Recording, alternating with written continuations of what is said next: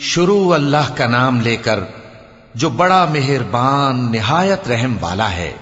ایک طلب کرنے والے نے عذاب طلب کیا جو نازل ہو کر رہے گا، یعنی کافروں پر، اور کوئی اس کو ٹال نہ سکے گا، جو بلندیوں والے اللہ کی طرف سے نازل ہوگا، جس کی طرف روح القدس اور دوسرے فرشتے چڑھتے ہیں، اس روز نازل ہوگا جس کا طول 50,000 برس ہوگا۔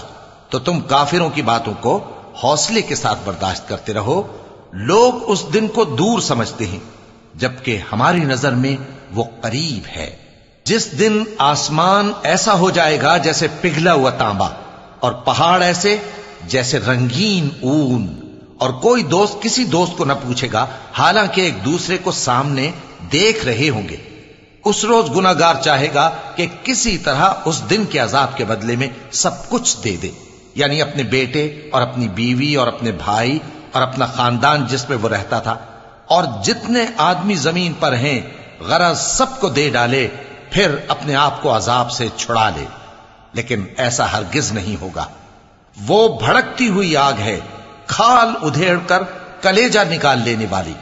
وہ ان لوگوں کو اپنی طرف بلائے گی جنہوں نے دین حق سے اعراض کیا اور منہ پھیر لیا، اور مال جمع کیا پھر سینت سینت کر رکھا۔ کچھ شک نہیں کہ انسان کم حوصلہ پیدا ہوا ہے۔ جب اسے تکلیف پہنچتی ہے تو گھبرا اٹھتا ہے، اور جب ملتا ہے اس کو مال تو بخیل بن جاتا ہے۔ مگر نماز ادا کرنے والے جو نماز کا التزام رکھتے اور ہمیشہ پڑھتے ہیں، اور جن کے مال میں حصہ مقرر ہے، یعنی مانگنے والے کا اور نہ مانگنے والے کا، اور جو روز جزا کو سچ سمجھتے ہیں، اور جو اپنے پروردگار کے عذاب سے خوف رکھتے ہیں، بے شک ان کے پروردگار کا عذاب ہے ہی ایسا کہ اس سے بے خوف نہ ہوا جائے۔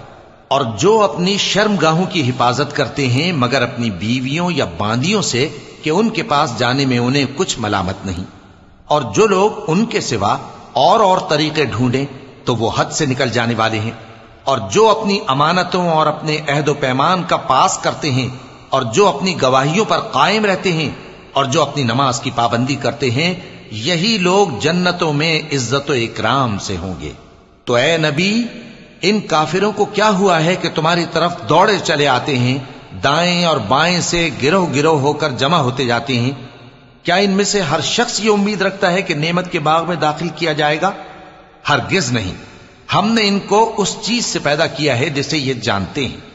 پس مشرقوں اور مغربوں کے مالک کی قسم کہ ہم طاقت رکھتے ہیں، یعنی اس بات پر کہ ان سے بہتر لوگ بدل لائیں، اور ہم عاجز نہیں ہیں۔ تو اے پیغمبر، ان کو باطل میں پڑے رہنے اور کھیل لینے دو، یہاں تک کہ جس دن کا ان سے وعدہ کیا جاتا ہے وہ ان کے سامنے آ موجود ہو۔ اس دن یہ قبروں سے نکل کر اس طرح دوڑیں گے جیسے کسی مقابلے کے نشان کی طرف دوڑے جا رہے ہوں۔ ان کی آنکھیں جھک رہی ہوں گی اور ذلت ان پر چھا رہی ہوگی۔ یہی وہ دن ہے جس کا ان سے وعدہ کیا جاتا تھا۔